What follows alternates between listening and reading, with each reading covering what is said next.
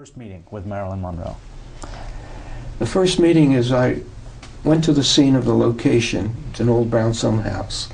I walked up 2 flights of stairs and I entered a room, and there I saw Marilyn leaning out the window. So our first meeting was not face to face, but her derriere to me. And I thought it was cute, so I started to click the camera, took some photos, and apparently she heard the noise of the camera. She turned around, she smiled at me, and she says, "I'll take a dozen of those." And that's how I first met Marilyn Monroe. And she finished that scene, and we got to talking. I told her what I was there for. She liked it, and she said, fine. And I followed her around day and night, and she and I sort of hit it off because we're both Gemini. Tomorrow, which is June 1st, is her birthday, and my birthday is on June 14th. So Gemini seem to get along. And we struck up a nice friendship. And I got the idea, I said, Marilyn, you know, maybe we can do a book. I'll do the pictures, and you can do the text, and we'll talk about your life. What you remembered, the heartaches, the good times, fighting to get ahead to become a movie star, which we hope you will be. You look like you're going to be a big star. And she liked it. She says, yeah, it's a good idea.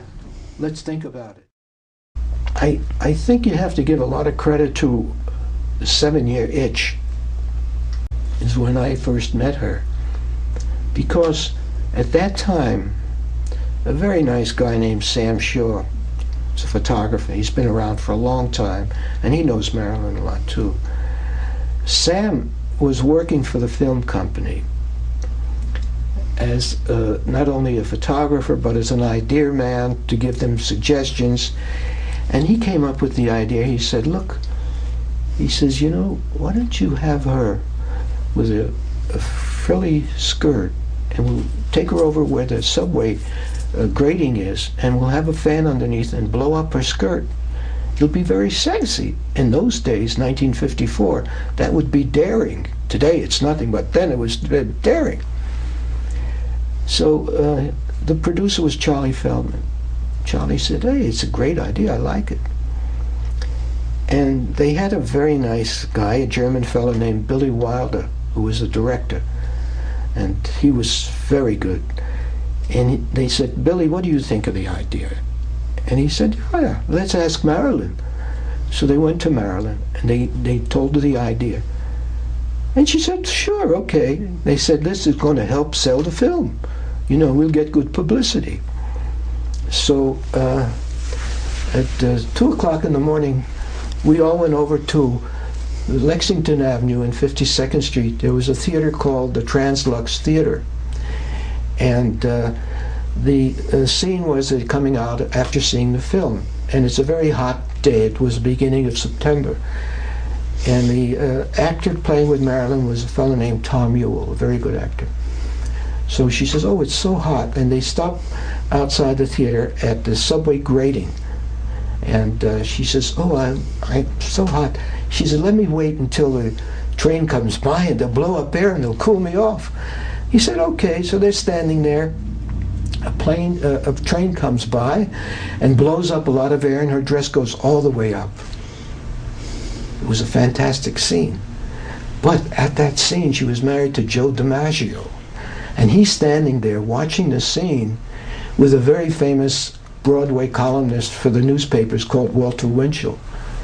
And I was standing next to them, and I was photographing this. It's in the book. And after once or twice, Joe became a little nervous. Don't forget, he's an Italian, and he comes from a very orthodox Italian family. The wives don't do things like this. They get married, they have lots of babies. So there's a crowd, mostly men, hundreds of men standing there. And every time Billy Wilder tells them to have they use fans underneath. There was no train to blow up the skirts. Do it again, do it again. And Joe's getting very furious. Here it is 10 times, 12 times. So he turns to Walter Winchell with him. He says, "I've had it. I can't take this anymore." And he went away. And then Marilyn turns and she says to Billy Wilder, "I mean, didn't we do it enough? I mean, the crowd is yelling. I mean, here, you could see right through her panties and everything. Pubic hair, and she says to Billy, "I hope you're not doing this so you can show it to your friends at a private screening, you know?" Because what was the sense of this? He was having a good time, bless him. So it became very important, that picture.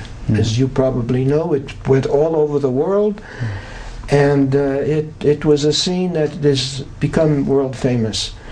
But what they did is they had trouble with the dialogue. There was too much noise from the fan blowing and from cars and things like that. So they reshot the scene in California in the studio, and that's what they used. And they didn't show too much. They just showed up to her thighs a little bit because they were afraid it would be too sexy.